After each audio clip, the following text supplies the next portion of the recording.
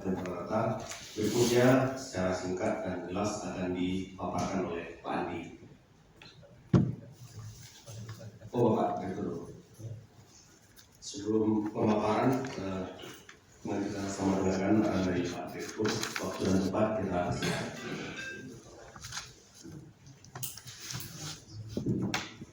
Terima kasih.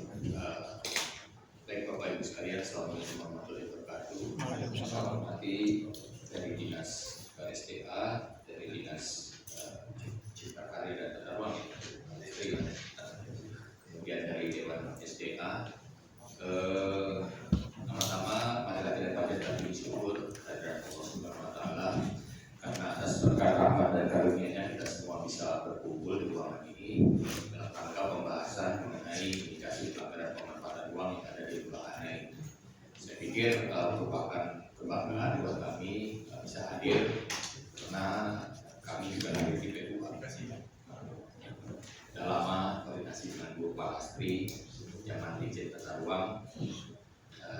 Sekarang sudah banyak juga kolaborasi kami dengan teman-teman dari DJSDA, khususnya dengan berkenaan dengan pelanggaran pemanfaatan ruang kemarin itu di Singkarak, kemudian juga ada di Danau Toba, di Gorontalo, Limboto. Konteksnya penyelamatan 15 danau prioritas nasional. Jadi memang kita bahu-membahu dalam konteks penyelamatan danau dan juga berkenaan dengan pelanggaran pemanfaatan ruang, khususnya pemanfaatan ruang di sekitar sempadan sungai dan danau.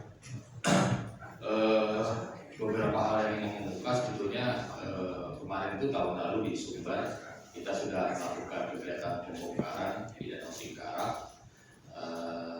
Kemudian juga kita sudah mengidentifikasi ya untuk yang danau itu ada beberapa titik pelanggaran di Singkarak dan juga di Maninjau.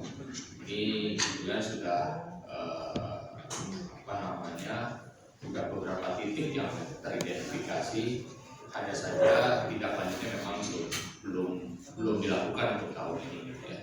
Nah, dalam perjalanannya kemarin berdiskusi dengan Bu Astri, namanya ada pemanfaatan ruang lagi yang lain yang sebetulnya sebelumnya sudah teridentifikasi juga oleh kami, bangunan pemandian ya, kalau saya nggak salah ya. Itu hasil audit kami tahun berapa, 2019 atau sebelumnya ya? Sebelumnya gitu ya. Nah, sekarang ternyata belum ditindaklanjuti, sudah ada indikasi pelanggaran pemanfaatan yang lain. Ada pembangunan gedung dan juga rest area ya, PT Hidayah Syariah Hotel, dan juga ada Sakapa Cafe dan Resto.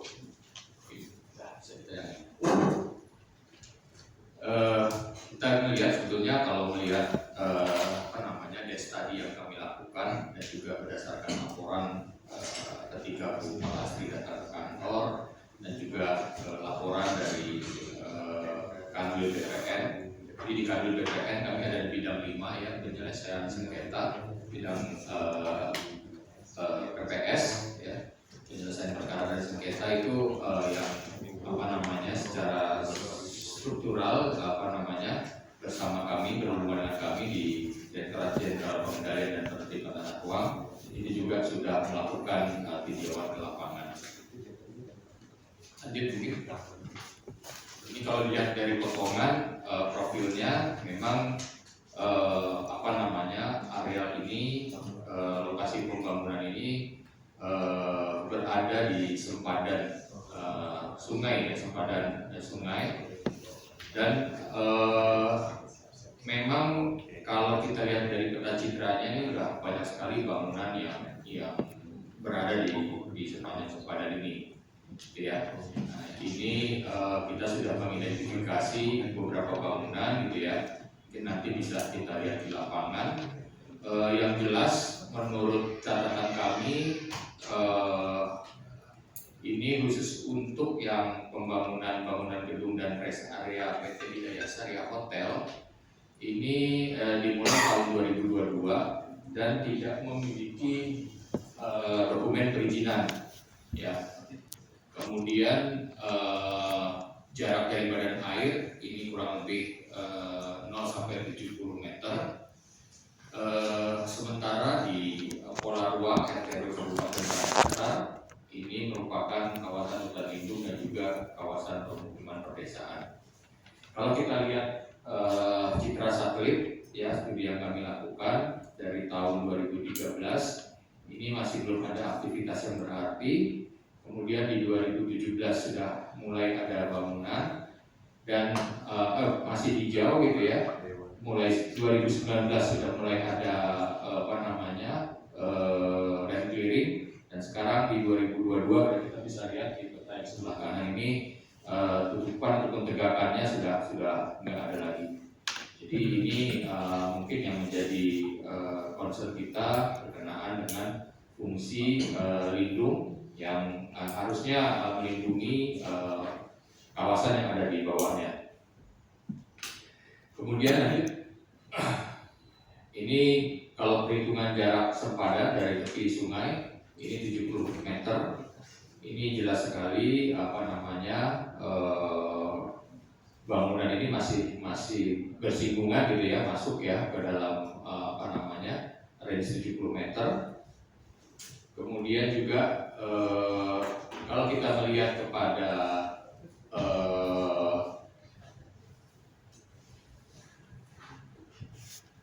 kepemilikan atau hak atas tanah yang ada, memang ini sudah ada hak milik ya yang ada di sini, tetapi memang sebetulnya kepemilikan ini bukan menjadi dasar ya. Kepemilikan adalah hak yang diberikan negara untuk masyarakat yang memperoleh hak atas tanah, akan tetapi tentunya pemanfaatan ruangnya harus memiliki segala beberapa ketentuan atau perizinan ataupun KKPR yang sekarang untuk memanfaatkan ruang tersebut. Apalagi posisinya sekarang ini berada di tepian sungai atau sepadan sungai. Lanjut, kajian kami juga menunjukkan gitu ya, overlay antara RT RW kabupaten dengan lokasi yang dimaksud ini sebetulnya berada di HL hutan lindung ya kalau kita plot gitu ya, dan juga sebagian berada di kawasan permukiman perdesaan. Sekali lagi berkenaan dengan ini sejauh ini memang kami belum menerima informasi ataupun perizinan yang dimiliki oleh pembangunan PT hotel yang dimaksud ya, dan juga rest area. Yang jelas sebagaimana ketentuan yang ada bahwa kegiatan tersebut ini sudah mengganggu bentang alam dan seterusnya, dan juga kalau memang mau dikembangkan sebagai peruntukan pariwisata tentunya ada persyaratan teknis yang harus dipenuhi gitu ya. Jadi jelas sekali apa yang di kegiatan yang ada ini bertentangan dengan rencana tata ruang Kabupaten Tanah Datar ya. Selanjutnya kalau kita bedah lagi berkenaan dengan ketentuan umum peraturan zonasi ya, memang di kawasan hutan lindung ini ada beberapa persyaratan yang harus dipenuhi gitu ya. Memang pariwisata termasuk ada persyaratan teknis yang harus dipenuhi. Nah ini tentunya kita harus cross check juga kepada pemerintah Kabupaten Tanah Datar, kira-kira apa yang sudah disampaikan kepada pemerintah kabupaten berkenaan dengan kegiatan pembangunan yang ada. Ya, kalau untuk pola ruang kawasan pemukiman perdesaan juga masih dimungkinkan memang ya, sekali lagi, tetapi selama dokumen perizinannya atau KPR-nya belum dimiliki, tentunya sebetulnya dilarang untuk memulai kegiatan pembangunan. Kemudian yang di ruas 2 ini juga sebetulnya hampir sama gitu ya. Nanti kita bisa lihat ini ya, ini sebetulnya masih mendekati lokasi yang sama, berada juga di sempadan gitu ya. Tentunya mungkin nanti kita bisa lihat di lapangan ya, ada kafe yang berada di pinggiran ataupun tepi sungai.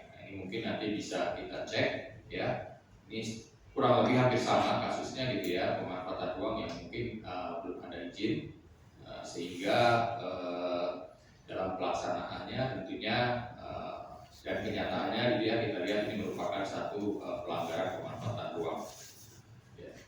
Kemudian berkenaan dengan pengenaan sanksi administratif, Bapak Ibu sekalian yang kami hormati, sebetulnya ada 9 sanksi administratif yang bisa dikenakan terhadap pelanggaran tersebut, dimulai dari surat peringatan hingga yang paling berat yang berdasarkan UU CK dan aturan-peraturan pemerintah pendukungnya itu adalah pembongkaran dan pemulihan fungsi ruang.